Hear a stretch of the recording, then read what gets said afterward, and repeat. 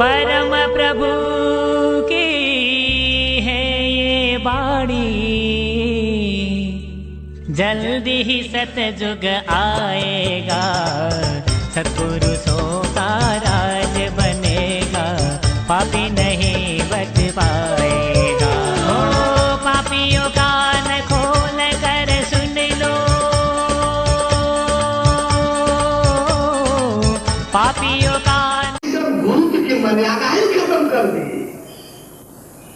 आप देखेंगे श्रीमद् भागवत महापुराण के महात्म्य में लिखा है, ये सब खाने के लालच में, रुपया पैसा के लालच में, धन संपदा के लालच में घर घर जाकर के भागवत महापुराण सुनाना शुरू कर दिए। ये सब पद्धति जो है, भागवत कथा किसी गृहस्थ के घर जाकर सुनाने की चीज नहीं है। भागवत कथा चाहे जितने बड़े गृहस्थ हो, उनके घर सुनाने की कथा नहीं है। भागवत कथा या तो आश्रमों में होना चाहिए या किसी नदी के किनारे पवित्र स्थान पर होने चाहिए। किसी भी गृहस्थ के घर भागवत कथा का विधान नहीं है। गृहस्थ को सुनना है तो आश्रमों में जाए, अन्यथा यदि कथा का आयोजन कराना है तो नदी किनारे जाए। परीक्षित के पास मौत नहीं था, घर नहीं था, वो नदी किनारे इस आयोजन को किए। भागवत के बाद घर काम सुनने के लिए नहीं होता है। इस प्रकार से जो है, लेकिन ये सब कर के लालच में, धन दौलत के लालच में घर घर जा रहे हैं। इनको मालूम है, इनको पूछने वाला कोई नहीं है।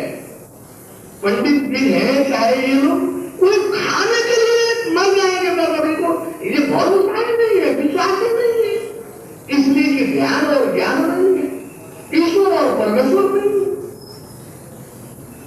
तो ध्यान भागवत महापुराण के कथा का मर्यादा महत्व खत्म हो गया। भागवत महापुराण के कथा का जो फल था, जो महात्म्य था, वो घर घर घूम करके धन दौलत के लालच में, रुपया के लालच में जब घर घर घूम कर पढ़ने लगे लोग, तो उसका महात्म्य ही खत्म हो गया, वो फल ही खत्म हो गया। कहते जाइए, सुनते जाइए, कोई फल नहीं है। तीर्थ में जो है साधु महात्माओं के लिए था कि कोई गृहस्थ यदि तीर्थ के नाम पर आता है तो उसको सदाचार, शिष्टाचार, नीति, धर्म सिखाया जाए। उस संस्थान को पंडा ले लिए। पंडा जो है कैसे कुछ वसूली करे, कैसे कुछ रुपया पैसा कमाए, ये लक्ष्य हो गया। तीर्थों का महत्व खत्म हो गया। पंडित जी तो ब्राह्मण थे, ब्रह्मज्ञ थे, जब उन्होंने आते शूद्र संस्कार विजुष थे, अरे वेदाध्यास शब्द बनती ब्रह्म जाने थी ब्राह्मण। तो अब ये ब्रह्म में होना, ब्रह्मज्ञ होना ब्राह्मण का लक्षण था। ये भविष्य की तरह से अब बच्चा पैदा करना और बीबी बच्चों में रहना शुरू कर दिए, इसलिए इनके महत्व का महत्व खत्म हो गया। श्रीमद् भागवत महापुराण की बात है, ये भविष्य की तरफ से रमण करने लगे।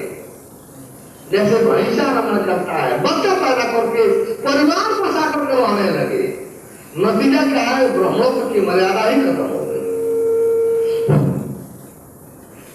अरे ब्रह्मत्व की मर्यादा ही खत्म हो गई, महात्म्य ही खत्म हो गया।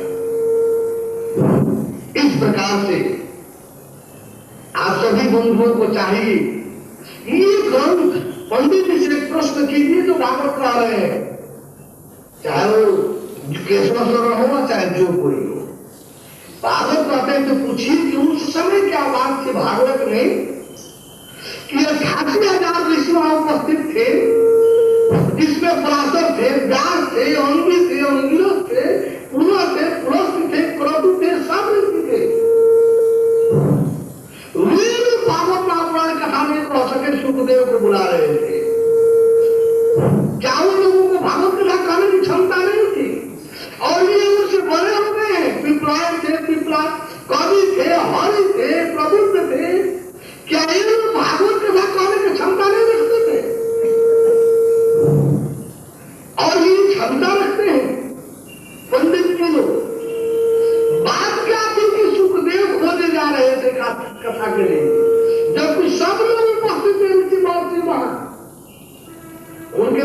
पराशर जी भी थे, उनके पिताजी व्यास जी भी उसमें थे, और सब बड़े बड़े ऋषि वहां से थे।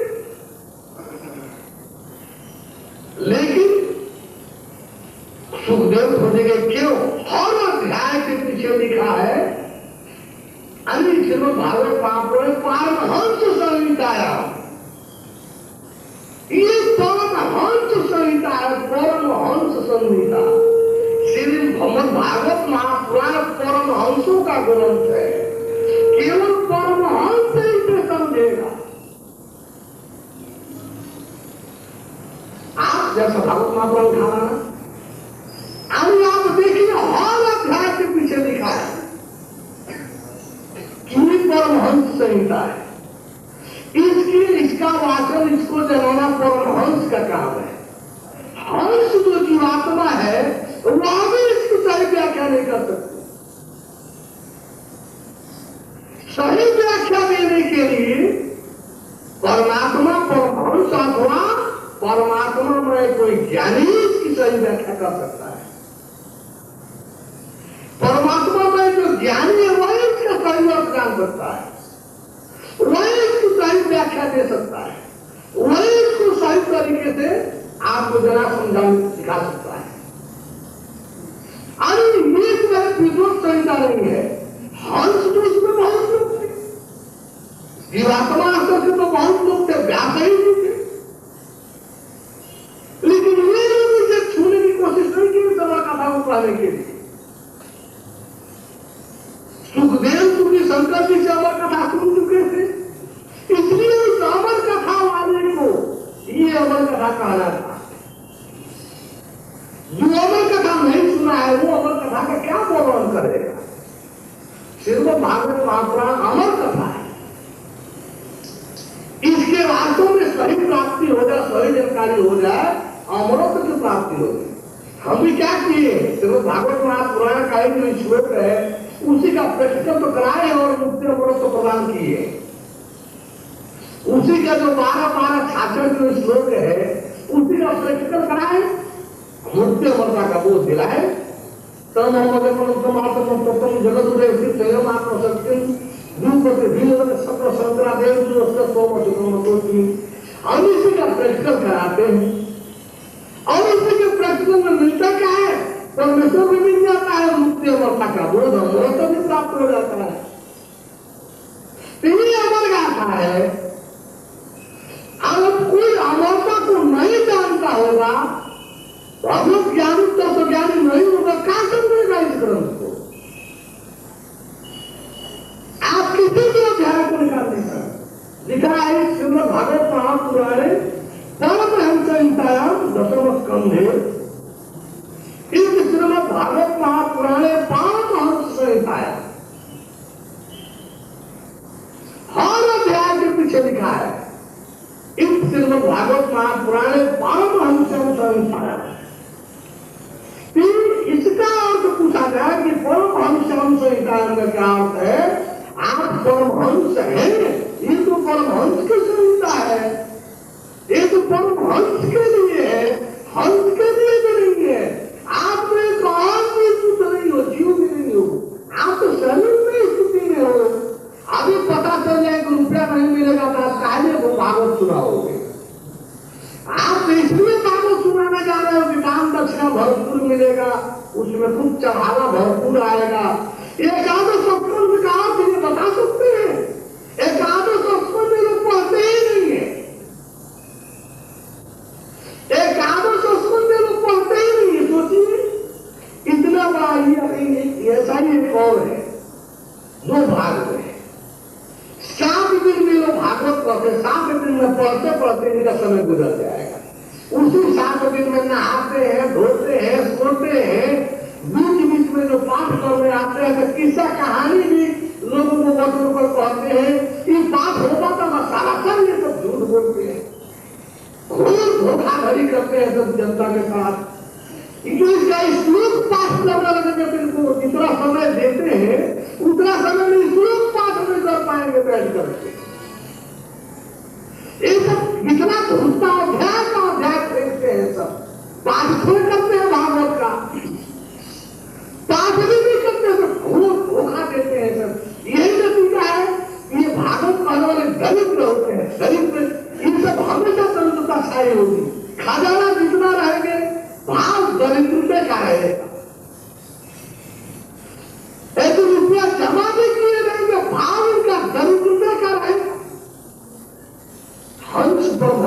पास कुछ नहीं रहेगा, वो संसार के भी संसार रहेगा।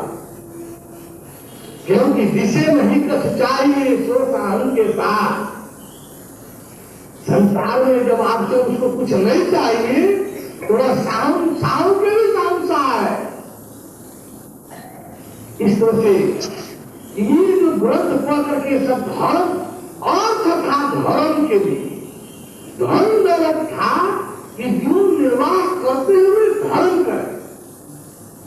ये सब धर्म को अर्थ के लिए बना दी। अभी क्या लीजिए, कल रेडियो के धर्मोपदेशक महोदय थे वो आचार्य जी जो आए थे, ये रेडियो में धर्म का उपदेश करते हैं। इतना भी मालूम नहीं है कि जीव देखने की चीज है, ईश्वर देखने की चीज है। कल तो आप लोग सभी के सामने है। अब सोचिए कि रेडियो में कौन सा धर्म का उपदेश दे रहे हैं, जिसको ईश्वर परमेश्वर पर भरोसे नहीं है, विश्वास नहीं है कि वो मिल सकता है, उस रेडियो को धर्म का उपदेश क्या देगा? अरे कुछ पैसा जो मिलता है उसका सारा उपदेश पैसे की है। विद्वानों की दृष्टि उड़ान, विद्वानों का उड़ान क्या है? खुद उपदेश ये लोग गीत जैसे है, गीत जैसे उड़ान भरेंगे आसमान में खुद। जब उपदेश देंगे तो विद्वता के माध्यम से इतने ऊंचे दिखलाई देंगे, इतने ऊंचे दिखलाई देंगे, गीत पक्षी जैसे। गीत पक्षी ऊंचे ऊंचे ऊंचे इतने आसमान में ऊपर उड़ता है, लेकिन दृष्टि उसकी कहाँ जाती है? सड़े गले मांस के लोटे पर। गीत ऊंचाई क्यों ऊंचाई पर? कि दूर तक वो जो है मांस का लोटा देख सके।